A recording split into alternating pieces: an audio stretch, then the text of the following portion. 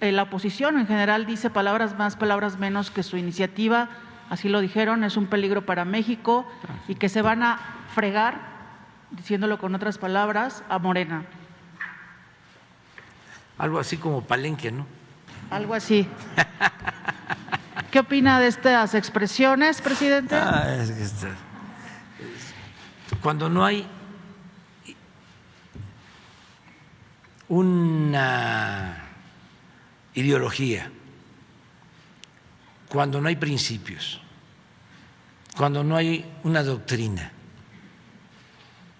cuando es la lucha del poder por el poder,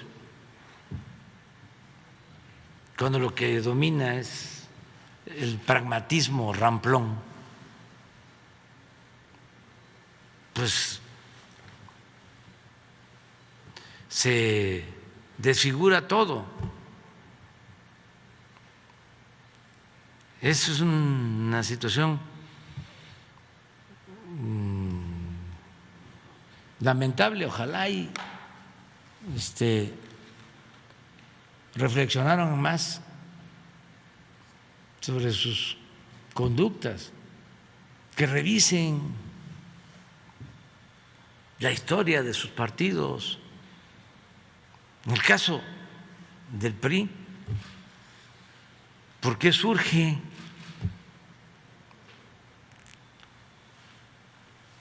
En el 29, ¿cómo se fundó? Luego su momento estelar en el 38, primero Partido Nacional Revolucionario, luego Partido de la Revolución Mexicana en el 38, y al año siguiente surge el PAN, 1939, para oponerse a la política del general Cárdenas, la política popular, patriótica. Entonces surge el PAN en el 39 para eso, en contra de la política revolucionaria.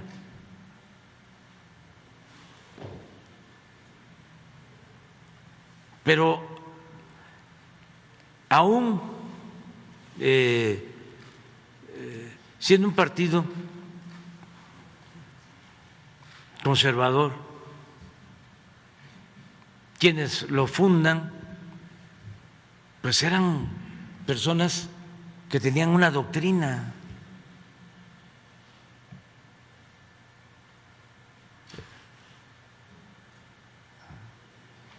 Siendo conservadores, Manuel Gómez Morín y otros.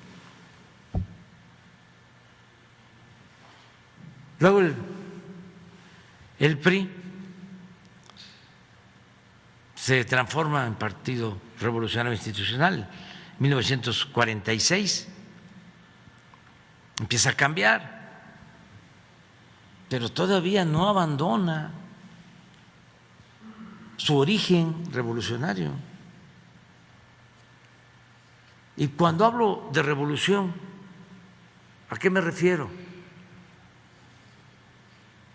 Al movimiento que surge para enfrentar a la dictadura porfirista, al predominio de un gobierno durante 34 años que entregó, lo mismo que en el periodo neoliberal, los bienes de la nación a particulares y a extranjeros.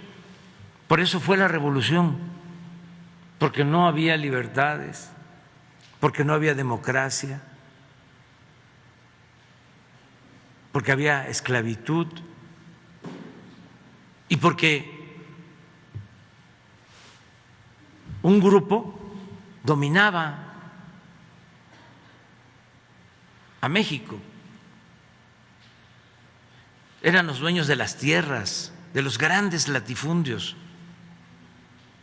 los dueños del agua, los dueños de las minas, los dueños del petróleo, los dueños de los ferrocarriles, los dueños de los bancos. Eso era el porfiriato y por eso fue la revolución. Y con la revolución se le entregó la tierra a los campesinos y se recuperó el petróleo y se recuperaron los ferrocarriles y se recuperó la industria eléctrica y se estableció el derecho a un salario digno en la Constitución del 17, a una jornada de solo 8 horas de trabajo y otras prestaciones que no existían en el porfiriato. Entonces, ese es el antecedente. Entonces, surge un partido conservador en el 39, que es cuando el general Cárdenas entrega 18 millones de hectáreas a 1 millón de familias campesinas, que es cuando nacionaliza el petróleo. Entonces, como respuesta a eso, surge el PAN. Y pues no pueden, porque también van negociando. Termina el general Cárdenas y entra el presidente Ávila Camacho y ya no es lo mismo, porque el presidente Ávila Camacho negocia con el Grupo Monterrey. ¿Y qué negocia? Pues ayudarlos económicamente, no cobrarles impuestos, ¿se entienden? Entonces hablaba yo de que luego el PRI se transforma en 1946 y viene Salinas en el 88 y ya se da la fusión. Pero aún así se ocultaba, porque decía el PAN, es que estamos con Salinas porque está aplicando nuestro programa. Y hasta cierto punto era cierto. ¿Cuál era su programa?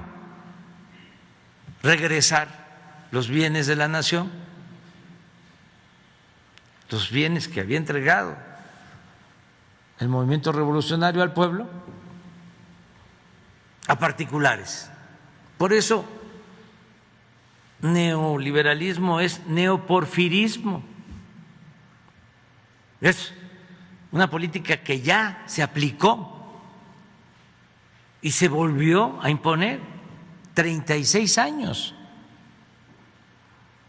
Y pues hay esta coincidencia. Pero entonces, tanto unos como otros deberían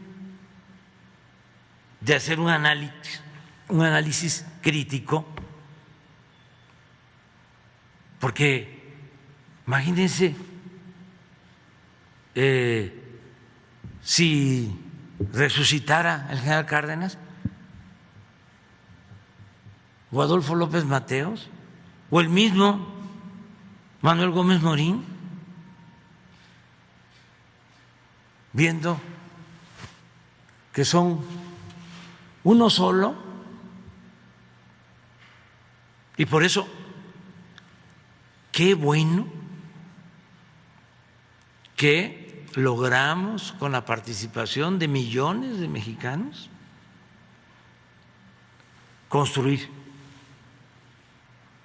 esta nueva opción, este nuevo proyecto que estamos llevando a cabo. Porque si no, no habría, ayer lo dije, la única posibilidad que tenía el país para salir, sobre todo la gente humilde, la gente pobre, era la transformación. Si continuaba lo mismo, era más decadencia, más pobreza, más violencia, más ingobernabilidad, más crisis. Además, pónganse a pensar, nos viene la pandemia, independientemente de que no faltaron las camas y que se atendió a todos y que no faltaron las vacunas. Hagamos a un lado eso.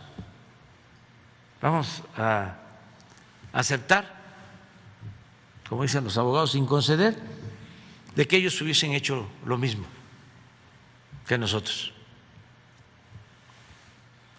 ¿Qué hubiese pasado en lo económico? Si yo tuve que resistir las presiones porque querían que se aplicara la misma receta de cuando el FOBAPROA, que yo pidiera dinero, que endeudara al país para rescatar a los de arriba, porque me lo plantearon, hasta se enojaron y dije no, vamos a rescatar a los de abajo, ahora va a ser de abajo hacia arriba. Váyanse con su cuento a otro lado de que si llueve fuerte arriba, gotea abajo, salpica abajo. No. Entonces, ¿qué hubiese sucedido? Pues el país estaría endeudado. No tendríamos la ventaja que tenemos ahora de que están llegando inversiones extranjeras como nunca, porque hay estabilidad macroeconómica, porque tenemos una moneda fuerte, porque hay gobernabilidad. Entonces, sí es importante lo de hoy y lo de todos estos días sobre la cuestión eléctrica. Sí es un asunto definitorio. Finalmente,